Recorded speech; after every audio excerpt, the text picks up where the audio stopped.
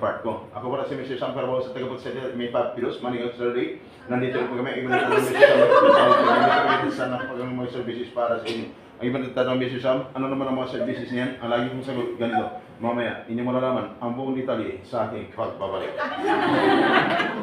Mabilis pa akong salita? Mabilis? Mabilis? Oo. Kaya dito, kadalasan, pag ako nagsalita, sabi niya, Sir, sige magpakilala ka, pinakuha ko ng ballpen. Nung magpakilala ko, hindi man may sulat-sulat ang pangalan ko. May isang literal ng pangalan ko, hindi may sulat-sulat. Kasi ang bilis daw. Bakit mabilis ba talaga ako? Yes sir, mabilis. Nung tinanong ko, ma'am, ano ba talaga gusto mo? Mabilisan o matagalan? Ang sagot sa akin, sir, gusto ko matagalan. Kasi pag matagalan daw talagang feel niya. Yung mapag-usapan. Na-feel niya na mapag-usapan. Kaya kung labas na dito, mayroon siya natutunan. So dahil may natutunan siya, pag may problema pagdating sa labas na bansa, ni-apply niya sa sarili niya. Dahil ni-apply niya, siya yung OFW na pag-uwi ng Pilipinas sa Tagumpay. May dala sa pamilya, no? At ang ITM, mayroon naman. Lahat pa kumuha ng ITM. Sino kumuha ng ITM? Iba-ibang mga ITM cards, no? Kaya magtataka kayo, guys, sa mga mall, pag uwi ng Pilipinas, pag bumisita kayo sa mall, may nakita kayo doon, no? Isang tao, lahat ng ITM, pero sinalpak ng kanyang ITM card, lipat naman doon. At isang ITM card, ITM machine, wala talagang lumalabas. Kauli-ulian, may doon, mayroong kauli-ulian, sinalpakan, hindi na ITM machine, washing machine. Pag nakita niyo gano'n, walang lumalabas na pira, lahat ng ITM machine, sinubukan, OFW yun. OFW, umuwi ng Pilipinas na walang dalang pira sa pamilya. Sinubukan lang yung ITM, baka may nagkakamalit na magpadala doon. No? Baka may naipon pero wala talaga. Wala naman talaga. Naranasan ko niya minsan. Sabi ko, mali mo, baka may mga tigaw dala sa ITM. Tagal wala akong naranasan ko. Baka may lalabas dito, di ba? Yan. Guys, pangalan ko Sam. Sa probinsya, Samuel. Nung pumunta ko ng Manila, ginawa kong Sam. Kasi sa probinsya, kung tinawag ko ng mother ko, Samuel, yung father ko, Samuel, punta ka dito. Sige. Sabi ko, na. Yan. Ano ba ito? Parang sakit na tayo nga, tawagin sa pangalan na parang galit pa. Nung pumunta ko ng Manila, sabi ko, baguhin ko. Ginawa kong Sam. Nung ginawa kong Sam, at least pa paano, maganda pakinggan at kunting develop naman, no? Di ba? Kaya pag nagulat, pag sinabi mo na sa Rosa ng Makati, si Papatuluan, 4-1 ng oras, 50 na namin, tulong na 50,000 watts. D-W-I-Z. Ang mga gano'n, di ba? Sa isang radio, pag sinabi mo na sa Rosa ng Makati, sa Rosa ng Makati, mula sa Rosa ng Makati, si Papatuluan, hindi, Sam sa kabila. Hindi mo na ito patuloy. Sami ka po sa, mula sa Rosa ng Makati, ito, mula sa Rosa ng Makati, ito ang issue sa Sami Carbao, ginawa ko Sami Carbao sa nag-dito sa pagbabalita, ano po yun, no? Yan sa isang dyaryo, pag marinig mo doon, makalagay Latigo ng Bayan, ang title ng dyaryo, Latigo ng Bayan, pero ang pangalan doon, ni Sam Carbao. Sa isang dyaryo, ako naman si Kagapay natin. Yan. Kagapay natin, pero ang pangalan doon, Sam Carbao. Yan. Kaya bakit nagatutok ang cellphone, kasi mamaya, after nyo dito, kinabukasan, lalabas na kayo dyan. Nasa newspaper ako. Ngayon ganito. Mr. Sam, ba't ganito? Nandito ako just in case of emergency. Kaya ako yung magsasalita dito sa inyo, napakaisin ng oras ko, napakabilis, pero marami kayong matutunan. Na, yung tuturuan ko kayo kung paano makapag-ipon pag-uwi ng Pilipinas. Tuturuan ko kayo na dyan sa daming napag-usapan sa Pilos, dito short lang sa akin. Pero mga techniques na paano mo masolusyonan ang problema pag nagka-problema doon. Ayos ba? Techniques. Kailangan magkaroon ka ng protection. At dito mo na malaman sa part ko, yung mga bagay-bagay na hindi mo alam noon kung isa abroad ka, ngayon mo lang malalaman. Kasi, hindi naman tayo nakikita yun. Tama. Kung nagpidos ka noon, hindi mo ako nakita sa pinagpidosan mo. Meron mga ex-abroad? May mga ex-abroad? O yan. Sa mga example, nakikinig kayo nun. Nakita niyo ba ako sa pinagpidusan niyo nun? Hindi. Kasi bakit? Wala naman talaga ako doon. Nakita niyo ako dito ngayon kasi ako nandito ngayon. Kaya itong mga bagay-bagay na to, dapat alamin mo. Kasi bakit? Ang isang OFW, dapat, bago ka lumusog sa laban, parang bayani, dapat naihanda mo na sarili mo. Parang sundalo, na bago ka lumusog sa larangan ng digmaan, dapat naihanda mo na sarili mo. Lagi kong sinasabi dito, pag ikaw OFW, alamin mo ang pinasukan mo. Alamin mo. No? Bakit? Hindi po madali ang pagiging buhay OFW. Ang iba, tuwang-tuwa kasi after pagpidos, may certificate na. Tama? Yan ang nasisipan eh, no? Tapos mo, pidos mo niya, may certificate na ako, makauwi na ako. Ang kasunod ng pagpidos mo, flight. Tama? Flight yun. Kasi nasa batas yun. Kaya dapat maging handa ka. Bakit? Marami kang malalaman pagdating sa part. Guys, dami mo sinasabi dyan kanina sa module. Direct to the point. Iba ang batas dito sa Pilipinas.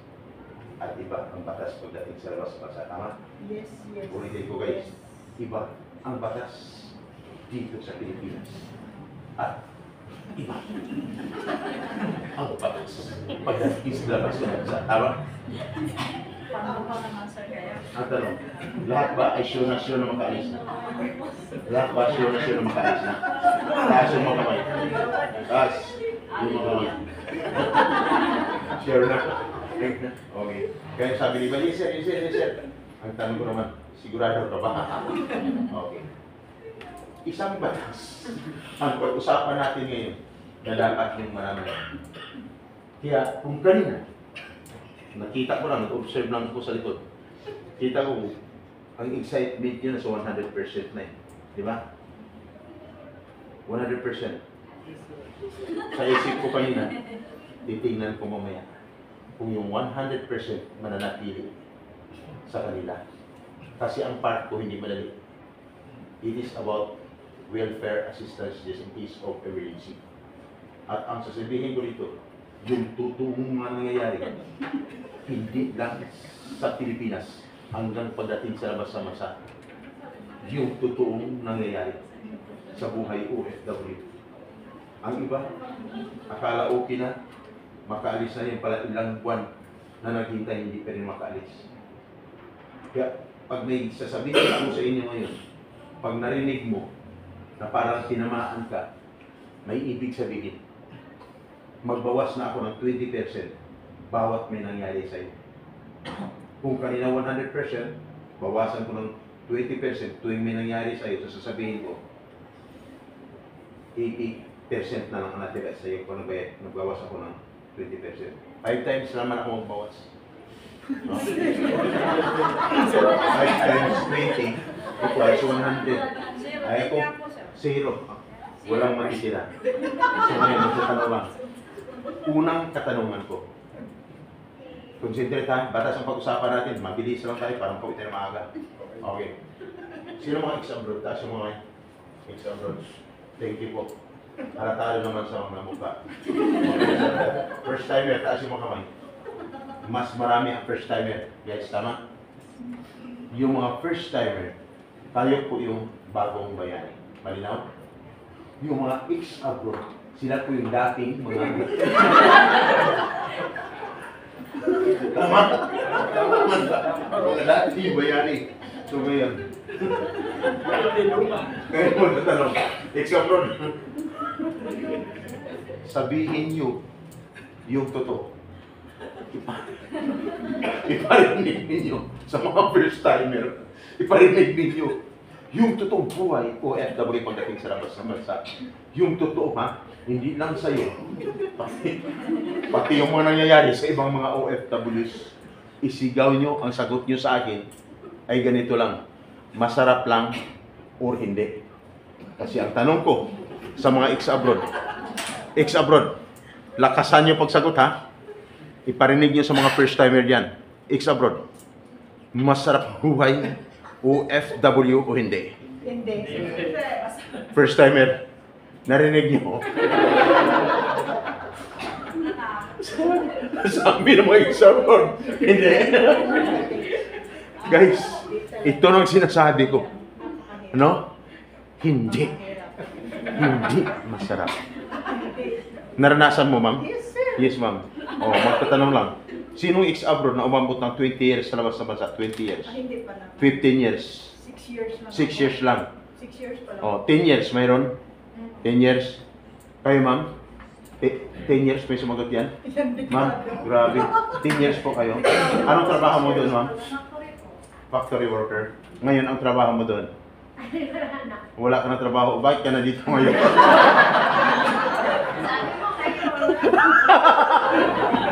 Ma'am, anong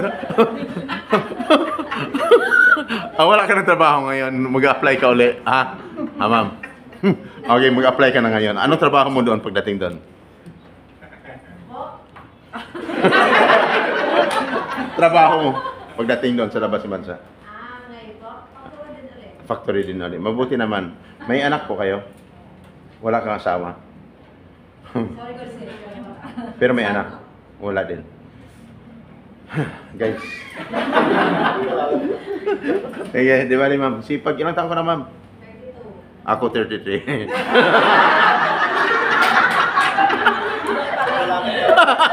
Okay. May masama ba doon? Wala. Sabi ko 33. Ma'am, naranasan mo nung sobrang hirap? Sobrang sakit, sobrang hirap na buhay? Naranasan mo? Naranasan mo? Ma'am, halika. Bakit? Anong nangyari sa iyo noon, ma'am? Ma'am, pwede ka sarapan, ma'am?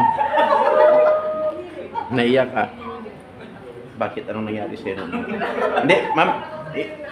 Yung part ko is more on realities. We are talking about realities in life ng OFWs. Ma'am, i-share mo sa kanila, ma'am.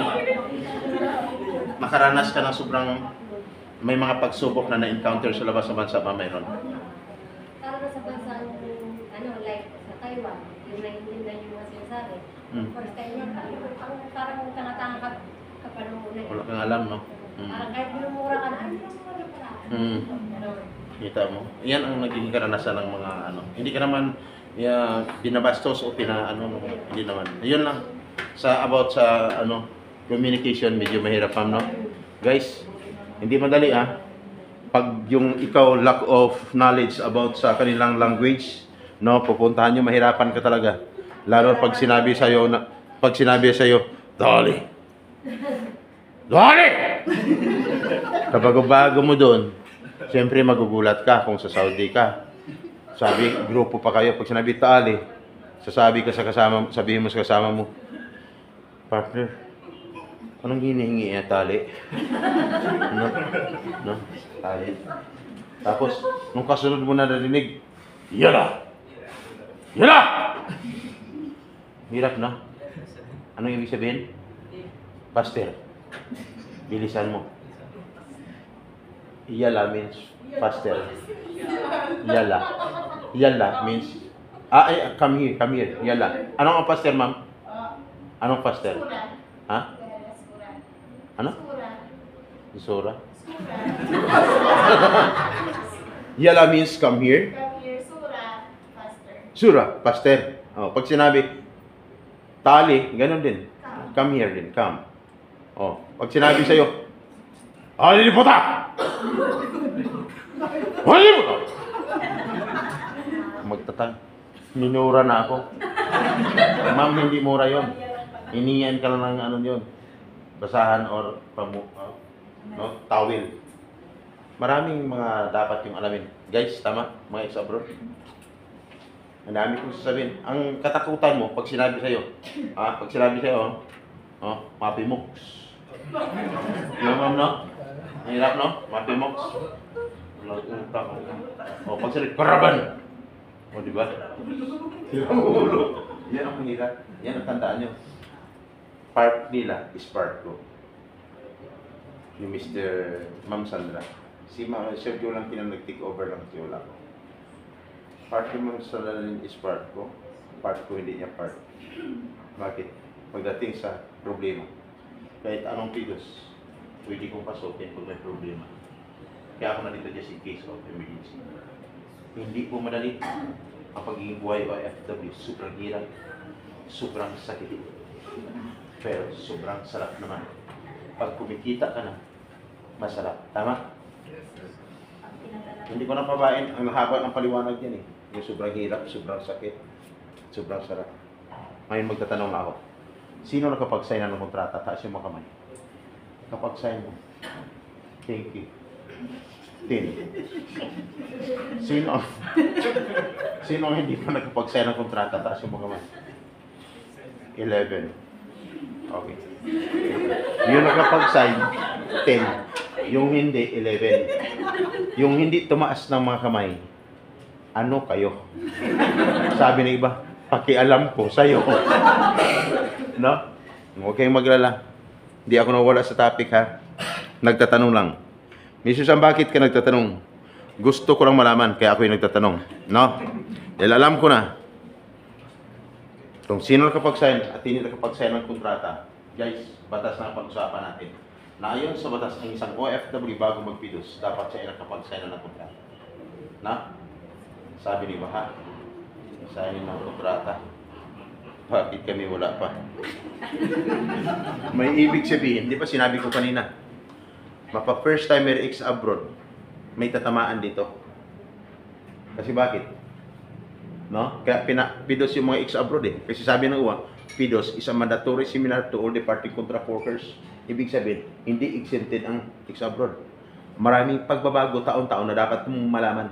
Ay yung mga pagbabago na yun, nagkakataon na sa labas ka ng bansa, ang nag-update lang sa mga OFWs ang pidos. Ang tanong, nandito ka ba noon? Nung nagbago ang ano, o wala. Kaya, para may update, no, pag uwi mo ng Pilipinas, magpidos ka ulit. Kaya, mandatory seminar. Okay. Mrs. Sam, nagtatanong ka, anong nalaman mo doon? Nasa batas, ang isang OFW, bago magpilos, dapat siya nakapag-sign ng kontrata. Kaya kung hindi ka nakapag-sign ng kontrata, may ibig sabihin, bawas ng excitement mo ng 20%. Ang natira. Ang natira ay 80% na lang. At dapat, no? At dapat, after mo magpidos, sisiguraduhin makaalis ka na. Kasi nasa batas, ang isang OFW mo lang nag-apply at nabisahan, 60 to 90 days prior. Ibig sabihin, 2 buwan hanggang 3 buwan, mula nag-apply siya at nabisahan, dapat, na-i-deploy na siya. Dapat, wala na siya sa Pilipinas ngayon. At dapat, wala na siya dyan ngayon sa kanyang inuupuan. Kaya kung nangyari sa'yo, may ibig sabihin, another 20% naman ang ibabawas ko sa'yo. Ang natira, ilan na lang? 60% na lang. Parang biro, no? Parang biro. Ang sinasabi ko, pero ito ay totoo. May isang awitin. Parang biro lamang. Dumating ka sa titos na hindi mo alam. Mayroon kang mapapakinggan. Okay! Eh, dapat, siguraduhin, dapat wala ka na sa Pilipinas. At dapat, bakit ka makaalis? So wala pang 2 hanggang 3 buwan. Kasi, nasa batas, hindi ka lang nakapagpidos, pirma ng kontrata. Ang iba dyan, nakapagbayad na ng placement fee, tama? Pag nagbayad ka ng placement fee, ang salary mo is 20,000, magkano dapat ang maging placement fee? Dapat equivalent of 1 month salary. Guys, 1 month salary. Sabi ng iba, 1 month salary. Bakit sa akin sobrang laki? Malaki talagang sa'yo na binayad kasi siguro marami kang pera. No? Kaya kung nangyari sa'yo, another 20% na naman ang ibabawas ko. No? Ang natira sa'yo, ilan? 40% na lang. At pag nagbayad, saang lugar? Sige nga, sa Jollibee, sa Chowking, sa McDo, sa Max Mall Hotel o Restaurant, wala sa nabanggit ko na lugar. dapat sa loob ng agency. Sabi ng iba dyan, agency. Bakit kami sa Jollibee? Sabi namang isa, siniko minsan ang katabi, at least pinamirinda tayo. Sabi namang isa, anong merinda? Pira mo yun. Tama. Kaya dapat, pag nagbayad sa loob ng agency, may sumigaw dito kahapon. Sabi sa akin, sir, pwede ba GCash? Sabi ko, patay kang bata ka. Hindi dapat sa GCash. Sabi ko, ibig sabihin, may nangyari uli sa nagreklamo sa akin. Ang reklamo, habang nakipag-transaction through online, no, doon, sa online, sa Facebook, sa Messenger. Pagkatapos na close ang transaction, pinapunta sa bahay sa Las Piñas, ito ang bahay ko. Oras na mag-follow up kayo kung kinakailangan, punta lang kayo dito, ha? Isang matandang senior citizen, sobrang taba, dambuhala. Then after ilang buwan, follow up ng follow up. Ma'am, kamusta? Kailan kami makaalis? Sino sila? Mga teachers. Magkano kinuha? 280,000 bawat isa. After, no? Kasi nagtataka na sila, bakit wala pa rin? Eh di pumunta sa tinitirahan. Wala na, nangupahan lang pala. Ingat, guys. Saan nagbayad? Sa GCash. Taba ng katawan eh. Laki ng katawan. Parang kasing laki. Katawan mo naman. Nakaano din. Okay. Ingat. So, kaya nakadating sa akin ang sumbong. Wala na eh. Patapos na at large na eh. Tanongin kung saan, paano nyo nakilala. Hindi. Yung whereabouts, hindi nila alam. Sinundan ng 20 mga taga Batangas. Ang bansa na pupuntahan, Czech Republic, Africa, Poland, Malaysia, at Japan. Kinuha ng 178,000 bawat isa. Maliit-liit lang sa kanila. Medyo maliit-liit. Pero dahil sa dami nila, kulang-kulang din 3 million. Mga 3 million? Oo, mga gano'n. Kaya dapat ingat. So, mahirap. Okay lang sana kung medyo maaga nakarating sa akin, pwede pang bawiin. Wala na. Dapat ingat. Pag nagbayad ka sa loob ng agency. At pag nagbayad, dapat ay mayroon pa kulang. Resibo. Kaya kung kanina nagbayad ka, hindi sa loob ng agency, bawas na nilang 20%, ang natira sa'yo 20% na lang. Ngayon, magbayad ka walang resibo, may ibig sabihin, wala nang natira sa'yo. Dahil wala nang natira sa'yo, problema hindi. Problema. Kaya kadalasan, pagdating sa usapan na to, no, ang iba, hindi na nagpapaalam sa akin. Bigla na lang nalabas. Doon. Bigla na nalabas doon, hindi nagpapaalam, no? Yung pala, tatawag na doon sa kumuha ng pira sa kanya, ma'am. Sabi mo, itong sahod namin, pagkatapos sobrang laki kinuha mo. Pinapidos mo pa kami, wala naman kami pinirma ang kontrata. Sinisina. Kasi ang iba, bumababa. Nandiyan lang para sa baba, naghintay. Guys, ingat. Ingat. Kasi kung nangyari sa'yo, meaning to say, you are a victim of illegal recruitment. Illegal recruitment. That is a violation of Republic Act 8042. That is a non-billable offense habang buhay na pagkabilanggo. Kaya dahil nangyari sa'yo, sana naman makakaalis ka pa rin. Kung nangyari sa'yo, may pagkakataon pa. Magtanong kayo sa akin, Mr. Sam, hindi na makapagsabi-sabi yun, nangyari kaya sa akin. Ang una kong itanong, hindi ka man nagtanong sa akin, tuloy ka pa ba o hindi na? Ang tanong, tuloy, hindi. Si Sir, umayaw na. Okay! Sinabi ko lang para malaman ninyo. Hindi ko sinabi para takutin kayo. Bakit? Gusto ko lang malaman mo na ikaw ay mahal ng agency mo.